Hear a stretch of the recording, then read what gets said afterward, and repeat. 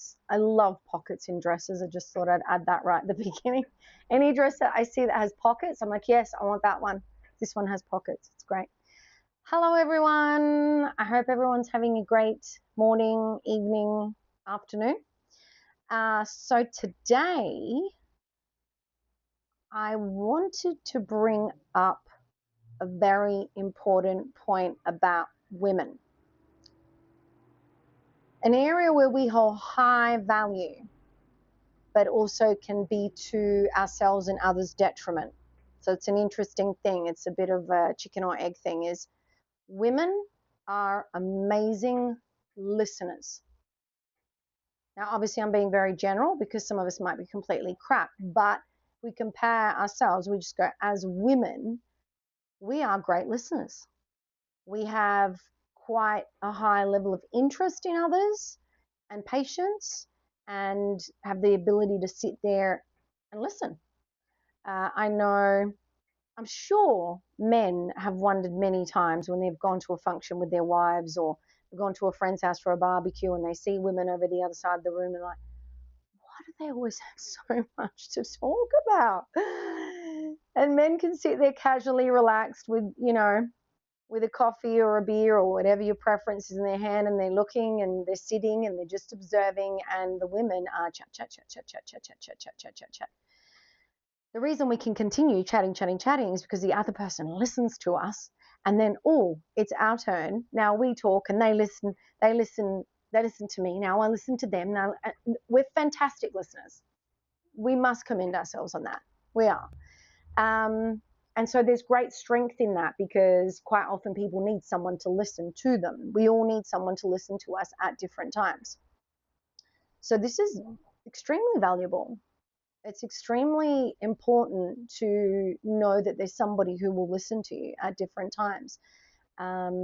Whether we're sharing something amazing that we did or accomplished in our lives, or whether we need someone to talk to because we're really struggling with something, whether it's work, relationships. Relationships, I would say, are the number one subject we go to our friends with, whether it's our family members, our friends, our partners, but we just feel this need to, and express our frustrations. And that's fantastic, because we always have a friend who will listen. Now, the flip side of this coin is, as much as we're amazing listeners, I highly recommend, now I don't know how this is going to go down, that you do not take your friend's advice on your relationship. I'm going to repeat that again. Do not take your friend's advice on your relationship. I'm going to think about that for a moment. Before taking your friend's advice, I suggest you ask yourself a couple of things. One is your friend, or it could be your mother or your sister or whoever it is, that woman that you're speaking to, are they dating your partner? Are they married to your partner? Are they in a relationship with your partner? And if they're not, then they don't actually, they're not an authority on your relationship. How can they be authority on your relationship when they're not in a relationship with the person that you're in with? Now, they might know what that person looks like, sounds like, how they are socially, all these different things. Fine. So I guess there might be some obvious things. Maybe the person has a severe substance issue that's very well known, and that's extremely detrimental to the relationship. Or maybe it's known publicly, or you've seen it, that the person's been cheating behind the other person's back. Now, these are a couple of very big things that are going to severely affect a relationship. But outside of this, none of us have the right to judge from the outside and tell somebody whether their relationship is right, is wrong, is working, is not working, what we should tolerate, what we shouldn't tolerate.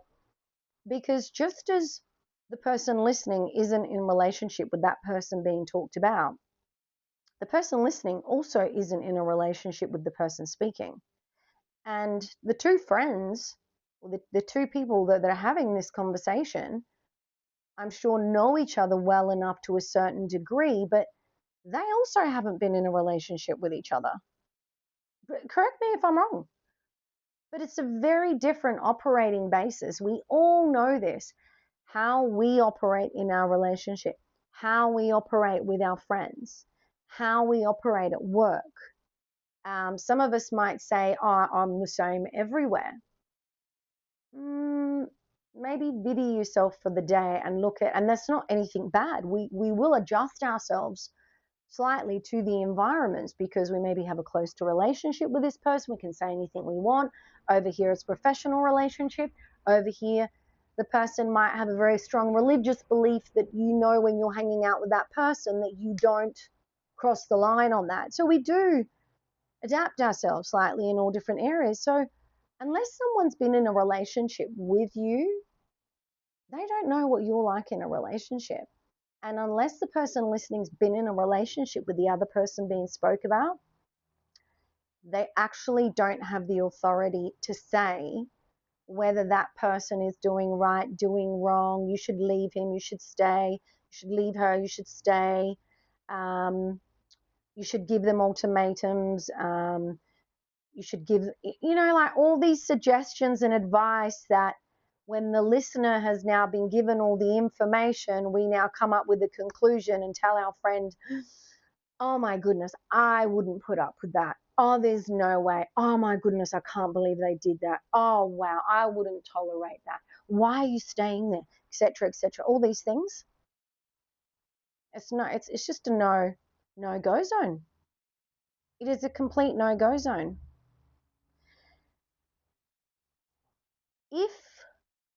If the listener has a solution to the problem being spoken about by their friend, if the listener has a solution that could somehow improve the circumstances, an actual solution, like something where both of these parties, the person who's upset and their partner, there's an opportunity for them to win together. If the listener has a solution so that it can improve their relationship, by all means, you have the authority. Speak away, speak your mind, direct them to where you think they should go or what you think they should do or what you think they should read. Brilliant. Brilliant. Absolutely. Absolutely. You have authority. But to just give one's opinion about a relationship when they're not sleeping in that bed and living in that home, I don't think that's fair. Well, it's not fair. It's not fair on either person. It's actually not fair on the person communicating to you, and it's not fair on the person who isn't in the room. So that's my advice for today is do not take advice from your friends. The second factor, so that was the first one, is are they in a relationship? Are you, the listener, in a relationship with that person? And the second thing to ask yourself is the person who is listening to you and that you're seeking their confirmation of how bad this person is, right? People come to you and, oh my God, this other person's so terrible, because they're seeking for you to go, yeah, they're horrible, right? But is the person, the listener, do they show that they actually have a successful relationship themselves? Are they in amazing marriage or engagement or a partner that they've been together for a long time and it's an amazing relationship, and they have a history of having amazing relationships? That would be the other thing that I would ask myself is, am I talking to somebody who's actually really good when it comes to relationships? Or am I just going to my friends so that I can have a whinge about a situation that I haven't managed to control myself? Basically, that's it. That's why we get upset, right? We get upset because I lost control over that situation. I didn't know how to handle that situation with my partner.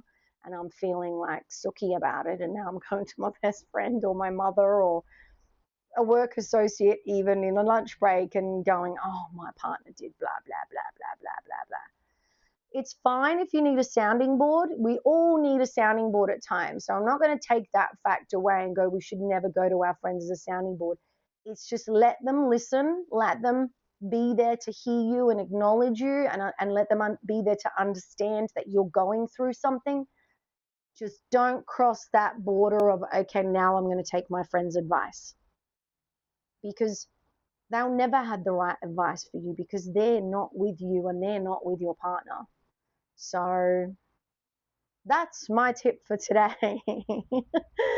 um, yeah, yeah.